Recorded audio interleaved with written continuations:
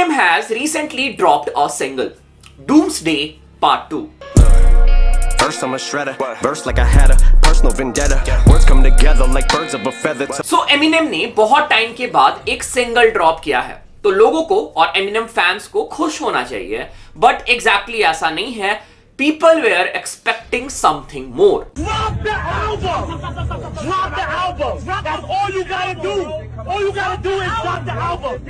Drop it today! So 2024 में Eminem की album The Slim Shady LP जो कि 1999 में ड्रॉप हुई थी, उसको 25 साल पूरे हो गए. और इस एल्बम के 25th एनिवर्सरी पे हमें ट्वीट्स भी देखने को मिले Eminem के साइड से.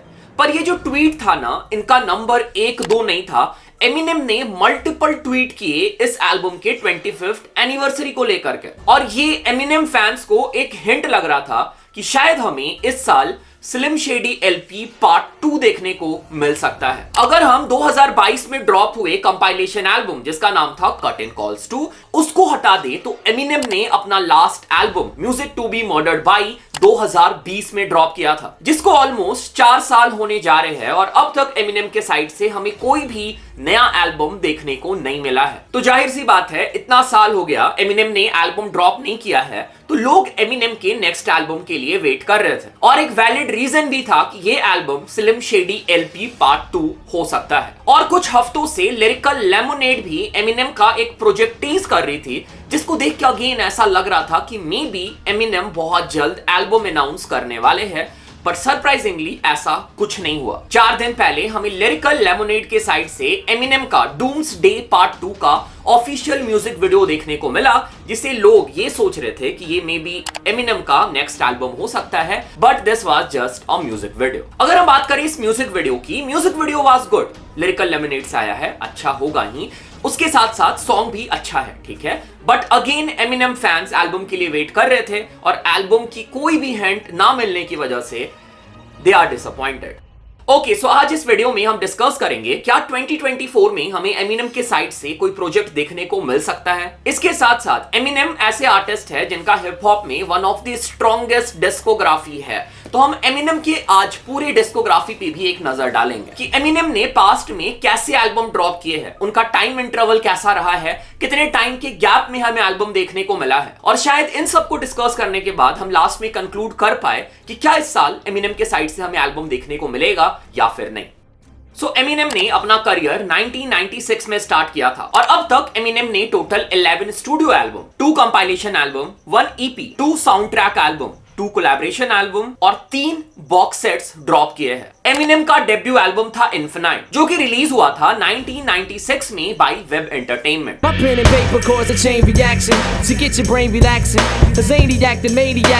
और एमिनेम के इस एल्बम ने अराउंड 1000 कॉपीज ही सेल करी थी, and this album failed to rank on international chart. इसके बाद एमिनेम कॉन्ट्रैक्ट साइन करते हैं with Interscope record and Aftermath entertainment, और रिलीज करते हैं अपना नेक्स्ट स्टूडियो एल्बम जिसका नाम था the Slim Shady LP in year 1999. That's nonsense. Go in, gap for the money and run to one of your aunt's cribs and borrow a damn dress. Eminem के पहले album को तो कोई commercial success नहीं मिला था, but this album became a big hit. इस album ने डेब्यू किया at number 2 on Billboard 200, and this album was also certified 5x platinum. और इस एल्बम के सक्सेस के बाद 1999 में ही एमिनेम ने अपने मैनेजर पॉल रोजनबर्ग के साथ अपना लेबल फॉर्म किया जिसका नाम था स्लिम शेडी रिकॉर्ड्स.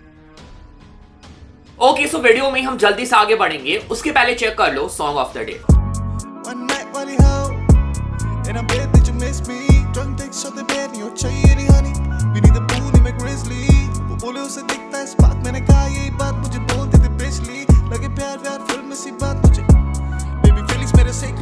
सो गाने का नाम है आइकॉनिक, आर्टिस्ट है विश और फीचर है विनाश का. सो भाई लोगों की साइड से हमें एक प्यारा सा न्यू स्कूल ट्रैक देखने को मिला है.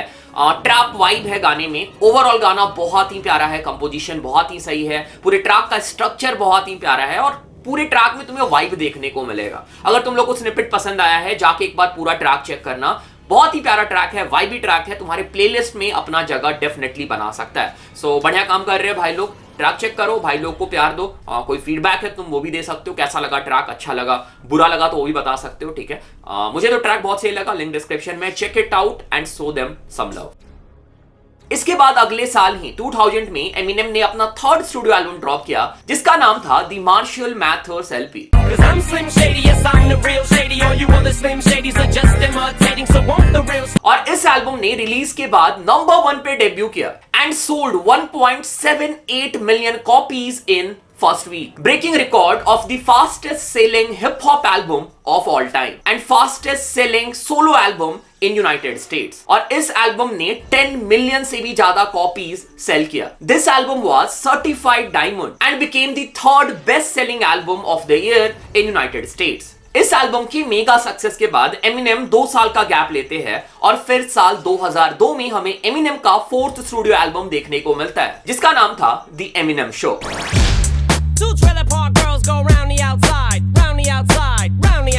ये एल्बम डेब्यू करती है नंबर 1 पे ऑन बिलबोर्ड 200 और 27 मिलियन से भी ज्यादा कॉपीज वर्ल्ड वाइड सेल करती है। And this album the Eminem show became the best selling album world wide that year. This album was certified diamond सिर्फ यूएसए में ही नहीं बल्कि यूएसए के बाहर भी countries like Canada, Australia etcetera. इसी साल हमें एमिनेम की मूवी 8 माइल्स भी देखने को मिली थी और इस मूवी के लिए एमिनेम ने साउंड ट्रैक भी किया था जिसमें मल्टीपल आर्टिस्ट ने फीचर किया था और ये एल्बम भी नंबर 1 पे पीक करता है और मोर देन 4 मिलियन कॉपीज इस एल्बम के बिकते हैं। इसके बाद साल 2004 में एमिनेम अपना 5th स्टूडियो एल्बम ड्रॉप करते हैं जिसका नाम था इनकोर। Haley, I know you miss your mom and I know you miss your dad when I'm gone, but I'm trying to give you the life that I never had। और इस album के release होने के बाद Eminem ने number 1 पे peak करने की हाई ट्रिक लगा दी। अगर हम इस एल्बम की सेल्स की बात करें तो इसके सेल्स पिछले 2 एल्बम से थोड़े कम थे but still it was really good number. इस एल्बम ने total 5 million copies United States में सेल करी और world wide 11 million plus copies sell हुए। इसके बाद साल 2005 में हमें एमिनेम का पहला कंपाइलेशन एल्बम देखने को मिला जिसका नाम था the curtain call the hit. इसके बाद एमिनेम एक बहुत लंबा गैप लेते हैं। बहुत सारी चीजें थी जो एमिनेम के लाइफ में चल रही थी।